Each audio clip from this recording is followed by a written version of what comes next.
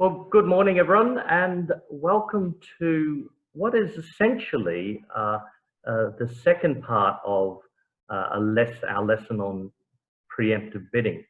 Yesterday, we had a lesson where it was the opener and the responder calling on preemptive hands, and we tried to make some clear guidelines on what type of hands you should respond to a preempt on, and which type of hands perhaps you should pass on. So one of the clear factors that was apparent in the lesson was the trump fit. So the larger or the longer the trump fit, the more reason you would have to respond to partners preempt.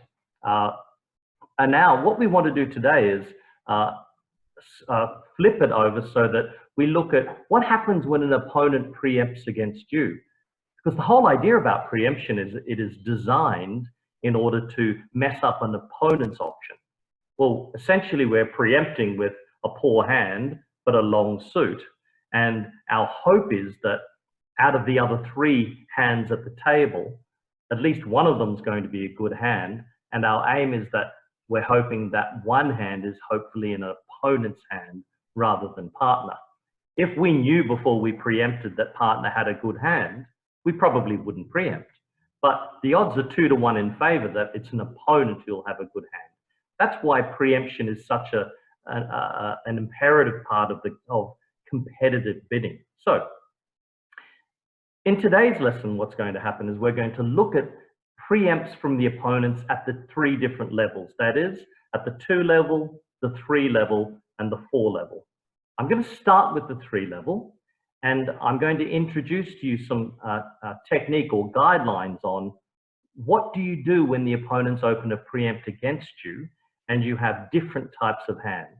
A, when you have a balanced hand. B, when you have a single suited hand, that is a hand with at least one 5-card suit. And C, when you have what we like to refer to as a 3-suited hand, or even 4, a 2-suited hand. 2-suited hands are hands with 2 5-card suits. We'll deal with that a little bit later, but first I want to deal with what do you do when your hand's a balanced hand? Well, if you have a balanced hand and no shortage in the opponent's suit, then you would have to consider either passing on any hand up to about 14 points, or considering overcalling, and becoming brave, I might add, overcalling 3-no trump. So what would a 3-no trump overcall show? A 3-no trump overcall would show any hand with at least 15 high card points, and of course, some sort of stopper in the opponent's suit. Would be great if you had 2 stoppers, but at least 1 stopper in the opponent's suit. Why are we doing that when we need 25 points per game? Well, the odds are when the opponents open with a weak hand, it's likely that when you have a strong hand, the hand belongs to your side. So you need to be brave over the opponent's preempts. If you're constantly passing every time you pick up hands with only 15 or 16 points, then you'll find that the opponents will regularly pull the wool over your eyes, and they'll get away with preempting against you and going down a few tricks when you could, or most likely do, have game on for your side. So first thing is, be brave. If your hand is balanced, then only bid if you have 15 plus points and a stopper in the opponent's suit. So, and with that type of hand, you would overcall 3-no trump. So, okay, it may be a disaster. I can tell you several times or many times I've overcalled 3-no trump, been doubled and gone down for some great number. But if you don't take chances at the bridge table, then you will always find that the opponents will constantly push you around with these annoying or pesky little preempts. So be brave with balanced hands. Sometimes you could have a 4-4-3-2 or a 5-4-3-1 or a 4-4-4-1, which looks sort of balanced. But if you've got a shortage in the opponent's suit, it may be worthy of making a takeout double on this hand. Now, don't do it with 10 points. Make sure you've got a good opening hand if you do intend to make a takeout double. Before we get to takeout doubles, because I'd like to speak to you about what you would respond to a takeout double. Let's look here at single suited hands and what constitutes a single suited hand. Well, with single suited hands after a 3-level preempt, if you are comfortable about opening the bidding at the 1 level with your hand, there's a good chance you should be overcalling with that overcalling after the opponent's 3-level preempt. Now, if they open 3 diamonds and you overcall 3 hearts, you don't have a preemptive hand. Never make a weak bid over a weak bid. So if the opponents have opened with a preempt, that is 3 clubs, 3 diamonds, or even 2 hearts or 2 spades, you would never overcall with a 7-card suit and 6 or 7 points. If you overcall, you're essentially saying, partner, I have a minimum of an opening hand. So sometimes you're dealt good opening hands, sometimes you're dealt bare minimum opening hands. Now, as long as you have a decent opening hand with a decent 5-card suit, you can overcall. It could be a hand of as little as 12 points with a 5-card major, but it's still worthy of an overcall. Why? Because the opponents have opened with a weak bid. Now, I've got some hands to show you on that, and I thought what I'll do is just blow up the size of the hand and show you here an example of sitting south after East has opened 3 hearts. This hand would be worthy of a 3-spade overcall. You've got 14 points. It's only a 5-3-3-2 shape, but you would have opened 1 spade and been quite proud of it. And on this hand, you should overcall 3 spades. Now, is it guaranteed to succeed? No, it's not. But it's certainly an action that you should be taking. If you're passing with hands like this, the opponents are often going to get away with especially not vulnerable preempts going down and stealing your contract from you.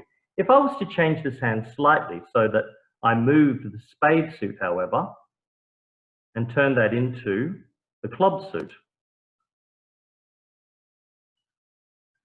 this is a hand where I would be very nervous about overcalling. In fact, I certainly would not overcall 4 of a minor.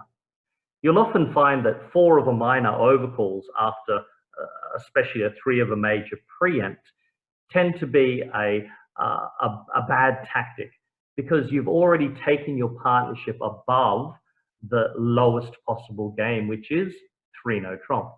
And you all know that if you've got a minor suit, if game is on for your side, the game you should be looking for is 3 no trump.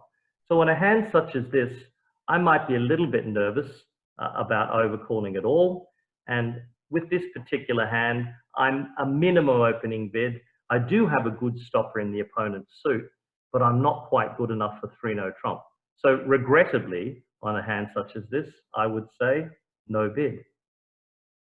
If I was to pick up slightly better hand, maybe 1 extra club, so 1 less diamond here and maybe 1 more club, I might become brave because of my double stopper here in hearts. I might become brave and choose to overcall 3 no trump. So essentially what you've noticed is that when the opponent's preempt, you've got to be flexible with the choices that you make. Now, what does partner do when you do happen to make one of these single suited overcalls and they in turn, sorry, pardon me, I'm just learning a new software. If you do make one of these single suited overcalls and they need to respond to your overcall, what type of hand should they play you for?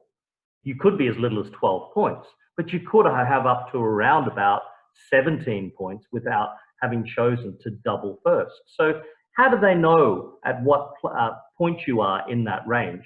Because remember, if you have overcalled at the 3 level, then already that means you've taken up most of the space.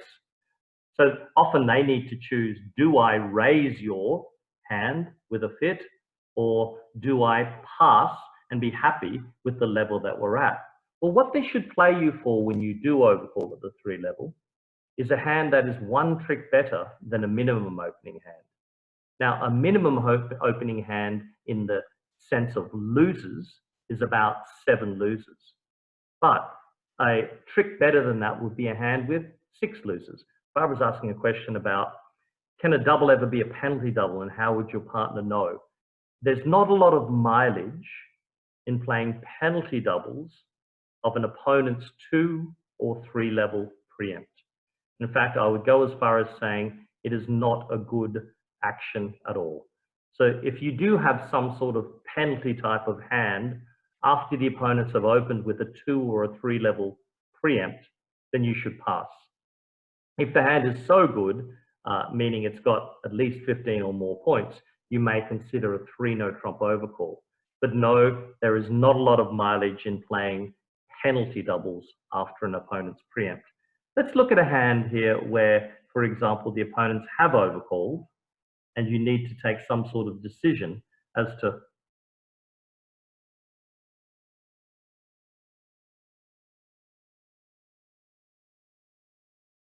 if you had a spade fit for partner, so your hand was something like this: king to 3, ace to 4, king jack, maybe another, and 3 small. If that was your hand, I might even rub out one of those hearts and pop it in the diamond suit. If that was your hand, you've got 11 points. Opposite a 1 spade opening bid, your hand would be worthy of an invitation to game. Because you no longer have the space to be able to invite partner to game, on a hand like this, you have to take some sort of action. So with this particular hand, I'm going to presume that my partner is 1 trick better than a minimum opening hand for their 3 spade overcall. So with this hand in question that I have here, I'm going to raise to 4 spades. If it turns out partners are absolute minimum and we go down 1 down in our contract, so be it. The opponents have probably then can chalk it up to success of preempting against us. But because we don't have the space to invite game over 3 spades, we've either got to bid 4 spades or pass. We should choose to play partner for 1 trick better than a minimum opening bid, which means approximately a 6 loser hand. Pam's asked a question: what if you were in 4th seat, would you overcall? Same theory applies, Pam. Even in 4th seat, the same theory about overcalls should still be relevant. Balancing at the 3 level is possibly not such a good idea in the long run, meaning that you're not going to be bidding on hands with maybe 10 points and a 5-card suit in 4th seat just because you think that balancing is a good plan. Have what you promise. That is, it doesn't matter if this 3 spade overcall happened in 1st seat or it happened in 4th seat. No bid, no bid. 3 spades, the same theory should apply. I would play partner if I was sitting over here in the south hand. I would play partner for about a 6 loser hand. Okay. Ingy's asked a question here. That doesn't add up to 10 tricks using losers. It may not, Ingy, may not add up to 10 tricks, but you'd be hard pressed on the hand that I gave you to pass partner's bid and presume that all of your cards are in the right spot. I'd rather take the, yeah, David said, happy to go 1 down, exactly. I mean, I'd rather take the risk because partner's point range is around 12 up to about 17 or so points. So I'd much rather, with 11 points and a trump fit, be taking an action rather than passing. And I did actually have the ace in the opponent's suit, and the person on my left had 7 of them. So those 2 losing hearts that you were looking at in your hand are probably not going to be losers at all. Okay, so let's continue on. And let's look at, so we've covered after partner has opened with a single suited bid. What about when partner and balanced hand? What about when partner overcalls or is dealt a 3 suited hand? So what's an example of a 3 suited hand? 3 suited hands could be a 4-4-3-2. So the opponent's open 3 hearts. Yep, and you're sitting here and you have something like this: king, queen to 4, 2 small, ace jack to 4, and king to 3. Only 13 points. But again, why should I be scared of my opponent's preemptive bid? After all, they've said to the table, I've got a weak hand. There is one criteria, though, that you may consider passing on a hand like this, and that would be if your partner had already said no bid. Now, that obviously adds another aspect into the auction because we know our partner is limited to less than an opening hand. If they open 3 hearts and you picked up this hand, you may take the low road and decide you're going to pass. But if my partner hadn't passed, then I would take the aggressive approach and make a takeout double on this hand. Is it perfect? No, of course it's not perfect, but I would have doubled 1 heart. I'd much rather my hand be a singleton heart and 4 cards in all of the suits. Then it would be even more attractive. In fact, if I held 4 cards in a major and a 5-card minor, let's rub the whole hand out. Let's consider it from the aspect of the opponent's perhaps preempting in a minor. So if I had this, if they opened 3 clubs and my hand was king to 3, king queen to 4, ace jack to 5, or ace jack 10 to 5, might even give us a couple more points there, maybe another queen here. If I held that hand, 15 points, and ace jack to 5 diamonds and a singleton club, would your choice be to bid 3 diamonds, or would your choice be to double? Any thoughts about that? I think with this particular hand, it's a much better idea with a 5-card minor to bring all 3 suits into the action. So if I held that particular hand, I would have found myself doubling rather than overcalling 3 diamonds. Now, I would change that if that 5-card minor became a 5-card heart suit.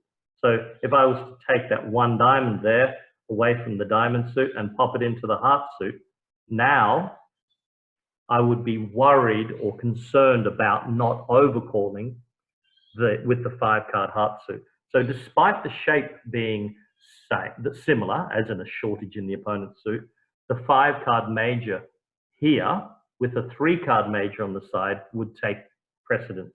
So with this hand, I would overcall 3 hearts. Now, let's change 1 card again. And let's rub out that last diamond and pop it into the spade suit. Now we've got a 5 and a 4-card major. Should the 5-card major take precedence, or would the double take precedence? Any thoughts? Double, I agree. I think double is exactly the right action. The double here brings both of the majors into play because partner may have, for example, 4 spades and 2 hearts. You'd much rather obviously play in a spade contract than find yourself playing in a 5-2 heart fit. Okay, let's rub that hand out and let's consider, what does partner do after we double? So when you do make a takeout double and partner has to respond to that takeout double, when should they go to game on? Because remember, your double could be as little as 12, but possibly up to a very big hand of even, more than 20 points if possible. Now, with 20 points, of course, you would double, and then whatever partner did, you would bid again. But there's many hands, the doubler, where they will only make 1 call. Hands from probably 12 up to about 16 or 17 points at least. If partner made a non-forcing response, that is a non-jump response to your double, pass. Now, it's important that we consider pass here because partner must bid. So if partner does bid 3 spades on this hand, they could have a Yabra. They could have 0. If that was the particular auction that occurred, how does the responder here, or partner me, the doubler here, know whether you have 0 for your 3 spade bid or, 10 points. Now, I actually draw the line here. I say that this bid is up to about 9 points. So a non-jump bid has up to about 9, which means that if the person was sitting here with the responding hand after a double, and they were dealt something like this, King Jack to 5, Ace to 3, too small, and Queen to 3. Don't beat around the bush. Don't make a negative bid such as 3 spades on this hand. I think this hand is worthy with the 10 points of jumping to 4 spades. If you go down, you go down. And that's what you've got to be prepared to do. You've got to be prepared when the opponents preempt against you that some of your actions are not going to work. If anyone watched our match on Monday night, our BBO match, my partner opened 3 clubs and the next player bid 4 clubs. Now, for those who are familiar with Michael's Q bids, that showed 5-5 in the majors. Well, this wasn't a hand where it would have been a clever idea to bid 4 clubs. I don't think it was such a clever idea because he got doubled and went for minus 1100 on the hand. But he did have the 5-5 shape. He was probably more than brave on the hand. He was probably a little bit over the top to have overcalled 4 clubs. But he did get severely punished. Now, it doesn't mean that you should suddenly cower whenever your opponents preempt against you. If your opponents preempt against you, you should start to take some aggressive actions, especially if you're the player who has the shortage in the opponent's suit. So imagine this was a scenario and you were actually, because Pam alluded earlier to what we speak about balancing position or in 4th seat. Sometimes you are in 4th seat. I haven't popped this in the notes, but whilst we're discussing it,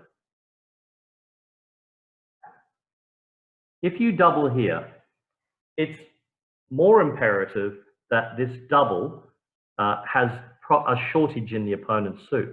Why? Because partner might be sitting over here with a hand that wants to pass 3 diamonds out for penalties. So the double in 4th seat could be, a marginal hand. You may even double with as little as 10 points. As opposed to if you bid here, the bid here in the 4th seat should be a good opening hand. The double in the 4th seat may be shaded because they may be trying to protect partners' penalty pass. So as long as they have a shortage in diamonds, then they're protecting partners' penalty pass. So that's the double in pass out or 4th seat. Let's continue on. So we've discussed what we do over the opponent's 3-level preempt when we have a balanced hand, when we have a single suited hand, when we have a 3-suited hand. But what about when we have a 2-suited hand? I've got a question here from Harleen. Does the partner bid or leave? Well, it's not a penalty double. And that's the thing that we have to be clear about. If it's not a penalty double, then partner judges to pass based on their holding in the opponent's suit. If they have length and strength in the opponent's preempted suit, they may choose to pass for penalties. If they don't have length and strength, of course, they would bid their best suit outside of the opponent's preempted suit. Okay, let's discuss here 2-suited hands. And 2-suited hands are hands that that are at least 5-5 in shape. Now, we spoke a little bit earlier about my opponent the other day playing in this match and overcalling or making what they call a Michael's Q bid. Now, Michael's Q bid is exactly what the name suggests. Q bid means to bid the opponent's suit. So even over preempts, similar to over 1-level openings, if North had opened 1 diamond and East had overcalled 2 diamonds, that would be showing 5-5 shape in spades and hearts. If a similar thing applied or happened at the 3-level here, the opponents had opened 3 diamonds and East had bid 4 diamonds, that would be exactly the same. This is an analogous situation. This Q bid would show 5-5 in this instance in spades and hearts. So it focuses on the major suits. So let's imagine though, the opponents have actually opened with a major. If they've opened 3 spades. The analogous situation or the hand-in-hand situation with Michael's Q bids is what we call the unusual two-no trump overcall. Well, if the opponents are preempted at the 3 level, then you wouldn't play an unusual 3-no trump overcall.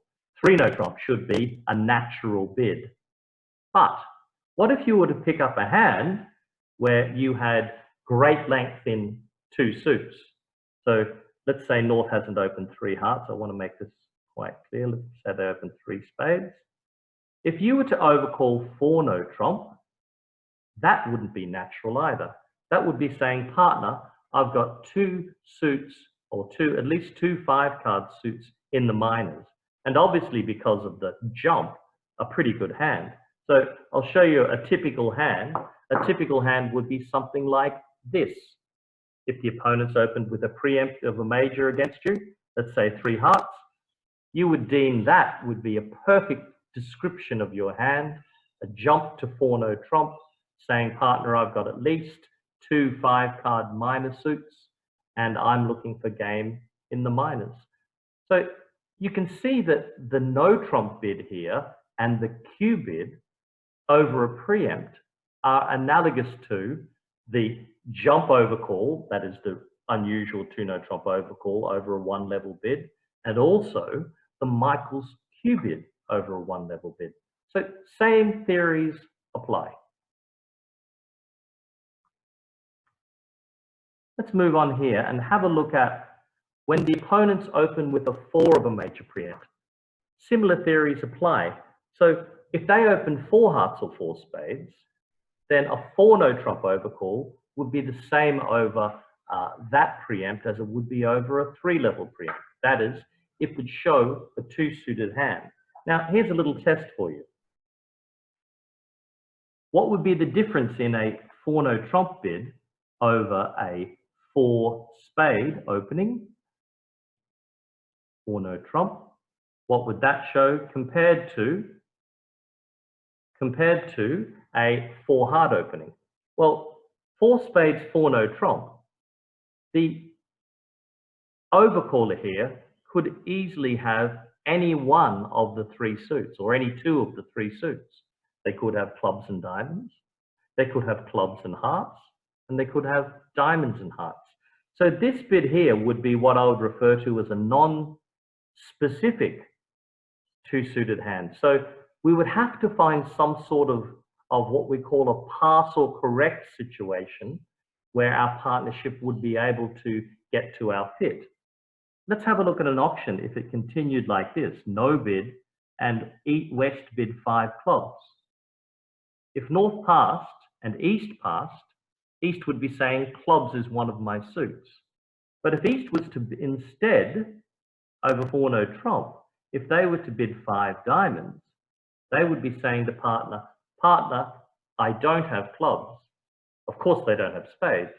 So they must have both diamonds and hearts. And here's ask a question. How many points would you recommend to initiate a Michael's or an unusual 2-no trump?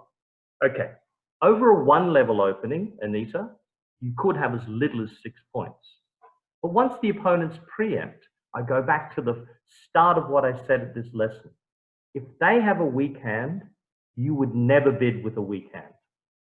So have some sort of expectation with a fit from partner of getting within 1 or 2 tricks of your contract. So a classic type of hand would be this example 2 that I've got in the notes here. King, Queen, Jack to 6 and Ace, King, Queen to 5.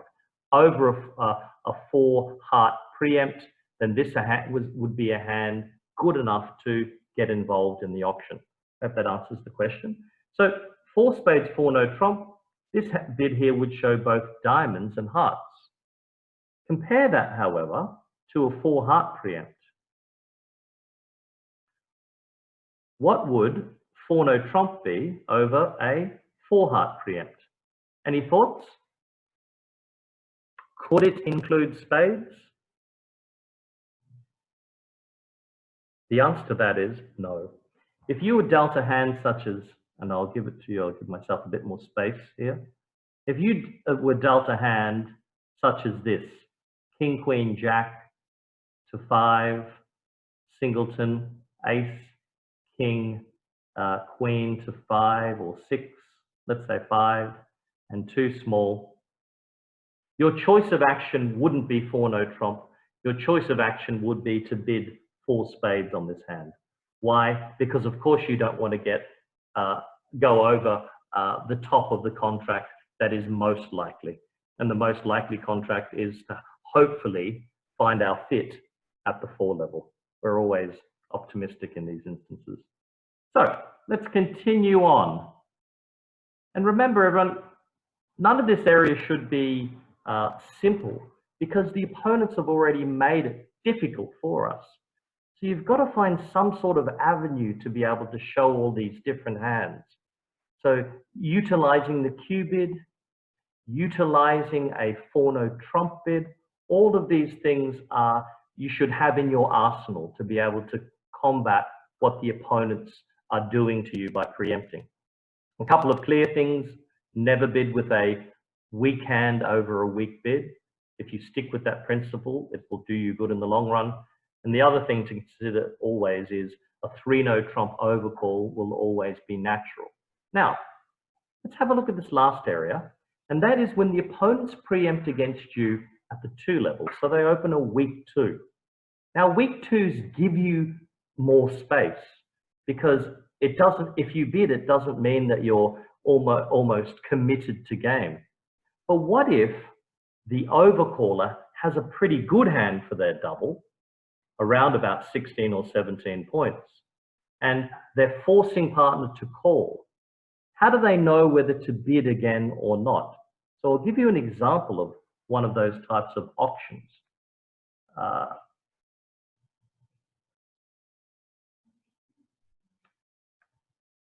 2 hearts here,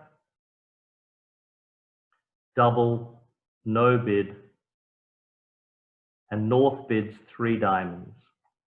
If you were sitting here with the south hand with something like this, king, queen to 4, ace another, maybe not ace another, singleton ace, let's say, ace, queen to 4, and queen to 4, something like that. A pretty good hand, 17 points. Should you bid again or not? Well, that's all dependent upon how good partner's 3 diamond bid is. Is this bid necessarily showing points?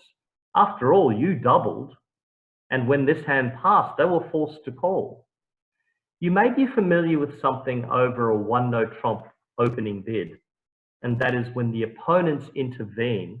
There's a convention that's referred to as Levinthal.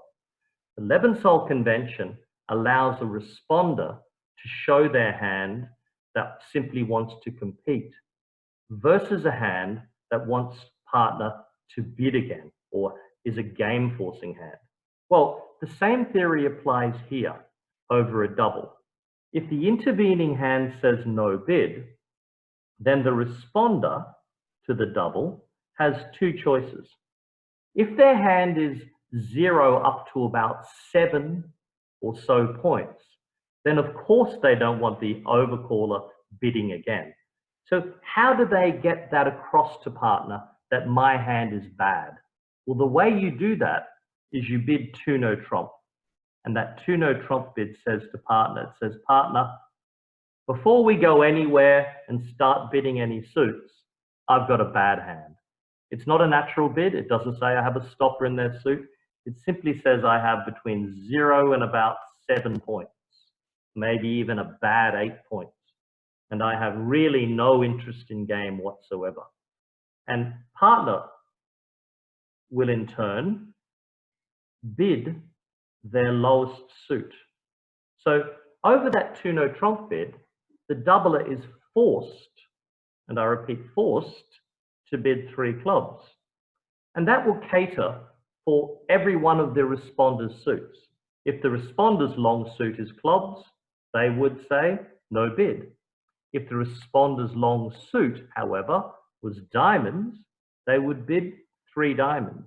So if this auction occurred, if their second bid was after, if their second bid after 2 no trump was 3 diamonds, they would be saying to partner, partner, you know I'm 0 to 7, and I have diamonds, I've got a natural suit, so you better have a really good hand to be bidding again.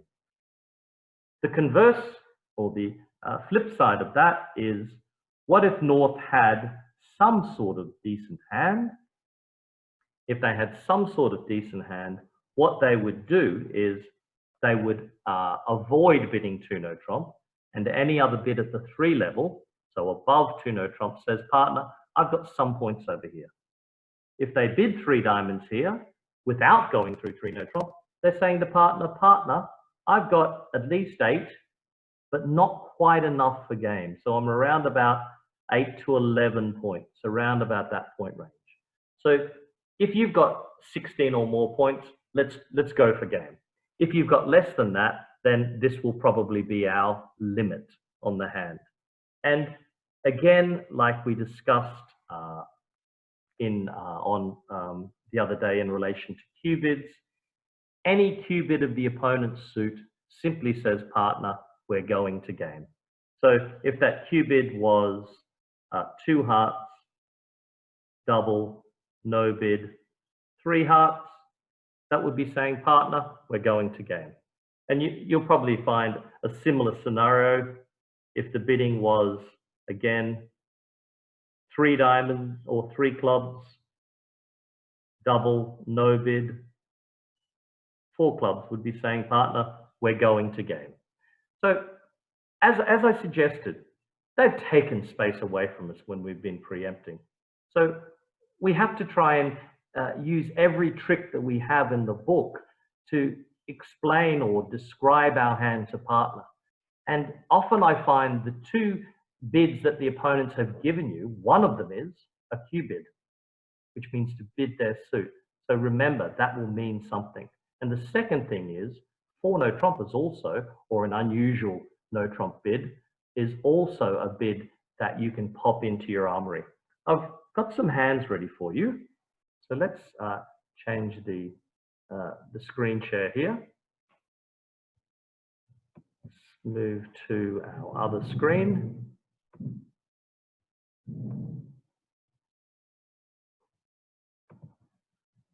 And let's pop in our hands. Okay, now,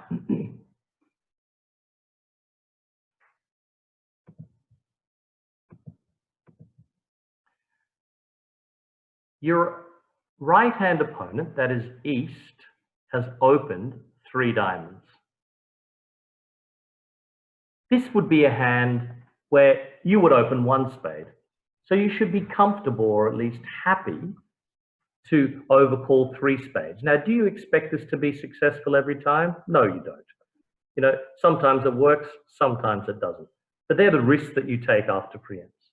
You choose to overcall 3 spades, and then this bidding has occurred. 3 diamonds, 3 spades, no bid, and partner's over there, opposite your 3 spade overcall, thinking, well, if my partner had opened 1 spade, I would make an invitational bid to game. That is, if you were playing Bergen raises. And next week, everyone, we've got a full lesson on Bergen raises and the structure around it and the philosophy around Bergen raises. So in this particular hand, if they were playing Bergen raises, they would simply invite you to game and show 3 card support. But they don't have space to invite you to game over 3 spades, so they say, okay, I'll play partner for 1 trick better than a minimum opening hand. I'll play them for not a 7 loser, but a 6 loser. Well, opposite a 6 loser, you've got 2, 3, 4, 5, 6, 7, 8, 6 plus 8, 14. So this hand, 24 minus 14, looks like a hand good enough for game. So you raise to game. Okay, let's look at the play of this hand and see how sometimes the opponents preempt can actually give you some advantages in the card play. And I'm going to look at this hand, first of all, at trick 1, from the perspective of the defenders. Partner leads the king of diamonds. Dummy plays low. What if that king of diamonds, could it be 3? No, partner would have led a low card from 3. Could it be 2? Yes, partner would lead high-low from a doubleton. But it could also be a singleton. And if it is a singleton and you play low on this trick, then partner will never get back to your hand. And those diamond losers would eventually run away. So make sure of this trick, you overtake with the ace of diamonds. And then I can see no reason not to play a second diamond because we know this trick will cash. We've got 7, dummy's got 2, partner has at most 2, which means declarer has 2 or 3. So we take the next diamond trick and we know that it will cash. Okay, now let's have a look at the hand from the perspective of the declarer. On this next trick, they switch to the 4 of clubs. Should you finesse? Or should you play the ace? First of all, the question, is the king likely to be sitting here with the preemptive bidder? Well, they've already shown up with ace, queen, jack 7 times in diamonds. If they've got the king of clubs as well, wouldn't that be a 1 diamond opening, not a 3 diamond opening? So almost certainly the king of clubs is sitting over here. If that's the case, then if you play low on this hand and they win the king, there's a good chance that they may return a club and East could trump in. So suddenly you're down before you even started playing or started drawing any trumps. So I think it's imperative on this hand that you rise with the ace of clubs. Now, 8 ever, 9 never. Who's familiar with that? I've discussed it several times already. What does it mean? It means if you have a 9-card trump fit, including the ace, the king, and the jack, and this is one of those situations. You've got 6 spades and 3, that's a total of 9. That's a 9-card trump fit. You've also got the ace, king, and jack, but you're missing the queen. 8 ever, 9 never is a suggestion that if you've got 9 cards, you play the ace and the king and the queen will drop. But if you hold 8 cards, the queen is unlikely to drop in 2 rounds. Why? Because the opponents would then have 5. If they've got 5, then the queen is more likely to be in the 3-card suit than the 2-card suit. So with 8, you would tend to take a finesse. With 9, you would tend to play for the drop. But that's when you don't have other information at hand. And on this particular occasion, we've got plenty of information. What do we know? We know that East holds 7 cards in diamonds, which means they have a maximum of 6 cards in the other 3 suits, which means that there's every chance within those 3 suits that one of the suits is short. That is, they have a singleton. Which one is it more likely to be? It's more likely to be in the suit where you have the most cards, that is declarer and dummy. And that suit would be the spade suit. So in this instance, I'm going to go against the principle of 8 ever and 9 never because I have extra information. And that extra information is, I'm pretty certain East has a singleton, therefore it's likely to be in spades. So I'm going to play West for queen to 3 spades. I've got the 10 in dummy, so I'm going to finesse them for that. I'm going to play the ace of spades first, just in case that singleton was a queen. Well, it's not. I play another spade, and when they play the 4, I'm going to pretty confidently finesse the 10. And on this occasion, it works. Why? Because the odds were in my favor. Draw out the queen. And now, how many tricks are left? We discussed this yesterday when it comes to declarer play. 6, 7, 8, 9, 10. 10 tricks are left. Or is it not 10 tricks left, sorry. 1, 2, 3, 4, 5, 6, 7. 7 tricks are left. So we've got 7 tricks left, and we have how many definite winners? 3 trumps and the ace, king, queen of hearts. Now, the opponents have more hearts than we do, so it's unlikely that the last heart will become a winner. In this instance, with all bar one of the tricks definite winners for your side, it's a good idea to run your trumps. And in this instance, that's what we're going to do. We're going to run our trumps, and we're going to see what happens, and perhaps one of the opponents will throw away the wrong card, or they might actually become legitimately squeezed. So that's what we're going to do. We're going to cross over to our king of hearts, and we're going to run our spades. So I'm going to pop it, the West hand on play now. And West has now followed to this heart. And they have to continue to find discards on declarer's run of the spades. What are they going to throw? Well, they can comfortably throw a club here. So we throw a club from dummy. On the next trick, what do? They throw another club, because they can afford that. And we throw a club from dummy. And then on the last spade, I think West is cactus. They can't afford to let go of the king of clubs, because it means that the queen will become high in declarer's hand, and they can't afford to throw a heart. So they discard a heart anyhow, hoping their partner might have 4 hearts. We throw a club from dummy, and now when we play the last heart, the ace and the queen drop all of the remaining hearts, and that 7 becomes a winner.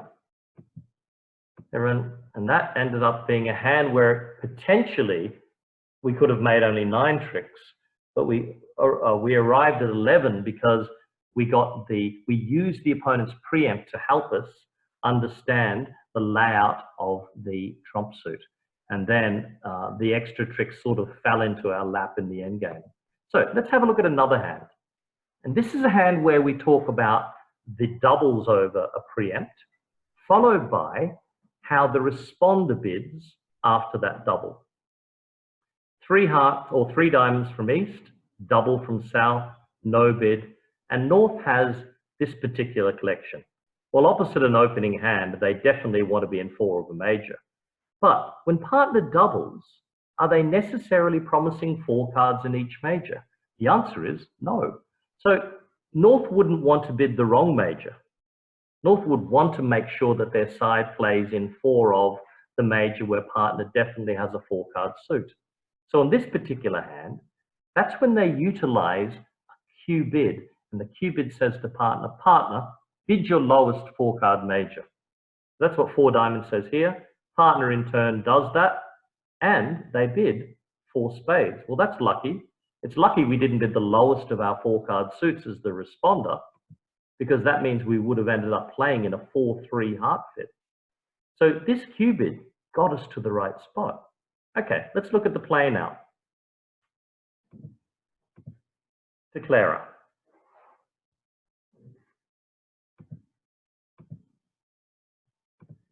Now you notice the opponents have 10 trumps. Why didn't they take any sacrifice against us? Because they're vulnerable and we're not. And they know we've got a lot of points and we'd double them and take them down a lot vulnerable. So they take the king of diamonds and then they switch to a heart. East plays back a diamond because East is certain that I don't have 4 hearts here, so he knows that that 8 of hearts wasn't a singleton. The queen of diamonds gets trumped in dummy, and now we draw out our trumps. 1 more to go. They broke 3-2. That's nice. So East has now turned up with 7 diamonds and 2 spades. Let's have a look at the rest. Well, we're going to play the hearts and see how many hearts East has. Well, they've got 2 hearts, 2 spades, 7 diamonds, which means they're marked with 2 clubs. How many clubs do we have between North and South? 8. That means West has 3 clubs. Where is the Queen of Clubs? Because we have to finesse for the Queen of Clubs. Where is it likely to be? We throw our last club. It's more likely to be in the hand with the 3-card suit than the 2-card suit. East won the king of diamonds at trick 1, so they've got ace king of diamonds. They probably have the jack as well. So it's likely with the queen of clubs anyhow, they might have opened 1 diamond. So I think we're confidently now going to play a club to the king. And then on the next round, we're going to finesse the west hand for the queen of clubs. And that works. And we come up with, again, 11 tricks. What's important about this hand? That double could be made on a minimum opening hand. And this 4-diamond bid said to partner, partner, bid your lowest 4-card suit. A few more hands to go here. This one is wild, everyone. This is one of these hands where the opponents have opened a vulnerable with a 4-level preempt. Well, we learned from yesterday that if they do that, they'll have at least an 8-card suit.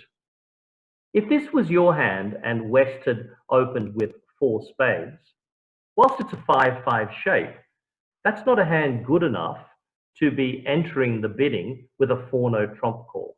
You'd need to have a hell of a lot better hand than that to bid 4-no trump. So whilst you do have the shape, that is a 5-5 shape, your hand is simply not good enough. So I recommend on this hand a pass. Partner, in turn, does bid 4-no trump. So they're saying to you, partner, I've got at least 2 5-card suits, and they would have a better hand than you. If that's the case, I think there's a very good chance with a good 5-5 opposite your pretty good hand that you're going to be able to make a slam. But the question is, we don't know which 2 suits partner has. Does partner have clubs and diamonds?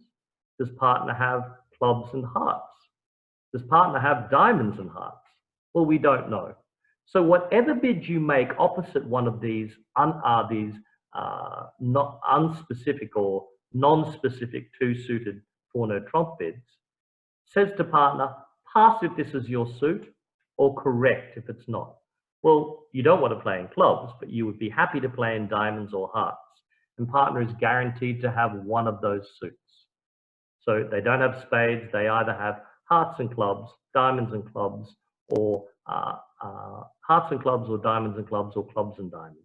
So you bid 6 diamonds, and partner in turn corrects to 6 hearts, because that's what they've got.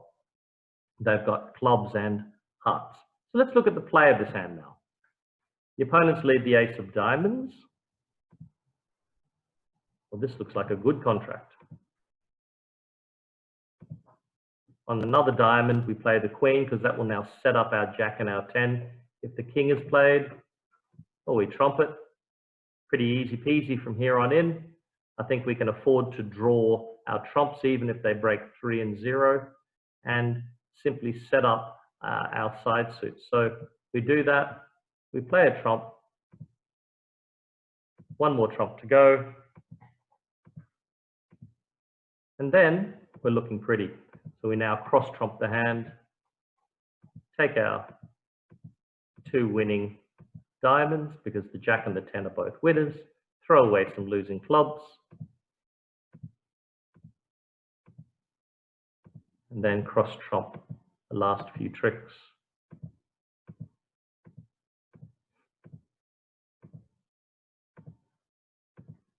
And then we cross trump the last 2 tricks. Now, even if the opponents weren't so kind to us by playing the ace king of diamonds and allowing us to set up those diamonds, this hand could have easily made via setting up the club suit. I'm sure there's a good chance we could have trumped 3 clubs in dummy, and our last 2 clubs would have become winners. Good question here from Jane. Would this hand be a hand for the roughing, finesse, and clubs? I don't think we needed to do that. And I don't think it would have been a roughing finesse hand, because that would require the 4-spade bidder to have the king of clubs. Not likely. Okay, 1 more hand to go. And everyone, this is an example of the Levinthal convention in action. So West bids 2 spades, a weak 2. North says double, East passes, and South is forced to respond. If South was to bid 3 hearts here, that is, they were to bypass 2-no trump, They would be saying to partner, I have some values. I have around about 8 to 11 high card points. So when you have a hand with 0 to 7, you must tell partner about the weakness of your hand by bidding 2 no trump. Quick question. If the bidding had gone, those hearts were spades and West had opened 2 hearts, a 2 spade bid is an example of a weak hand. So if it had gone 2 hearts, double pass, and those hearts were spades, you would bid 2 spades, and that wouldn't promise any high card points. That would be typical of a 0 to 7 bid. So any 2-level bid is weak, but if you're forced to bid at the 3 level, as in this instance, then the way you show weakness is by first of all bidding 2 no trump, which says partner, I'm 0 to 7 points. Partner in turn is forced to bid 3 clubs.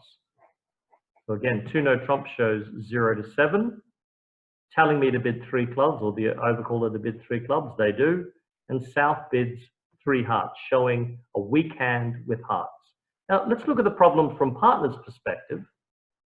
If you didn't play this convention, and the bidding went 2 spades, double from you, past 3 hearts from South, when I've given this hand to many people in lessons, they often raise to 4 hearts.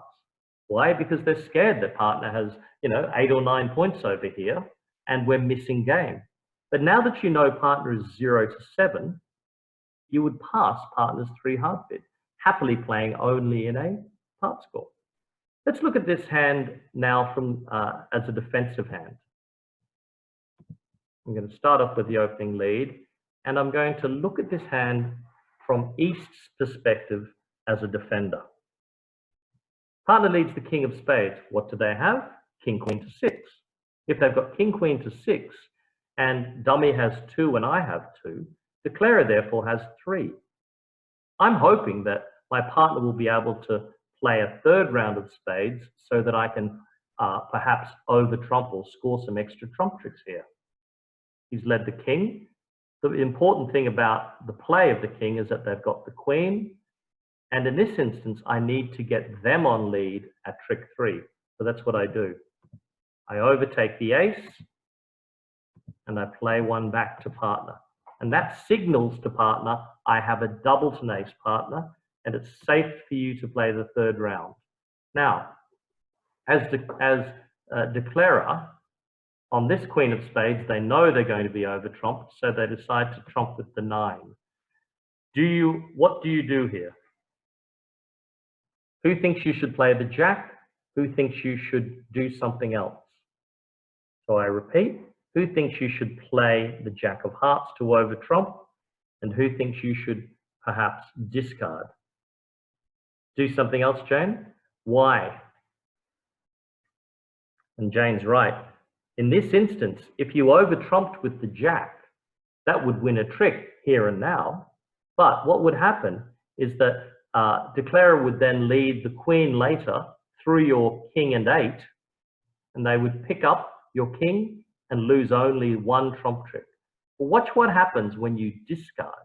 When you discard, you actually promote a trump trick for your side.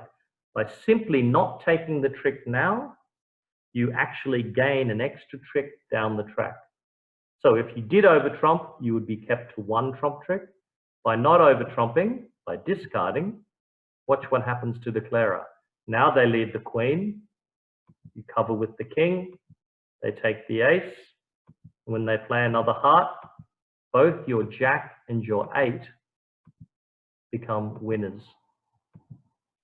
So that's what would have happened on that defense, overtaking and getting partner to play the 3rd round of spades. By resisting the temptation to get a cheap trick there and then, you were able to gain an extra trick down the track. And that's what we refer to as trump promotion. Everyone, lots to consider in that lesson.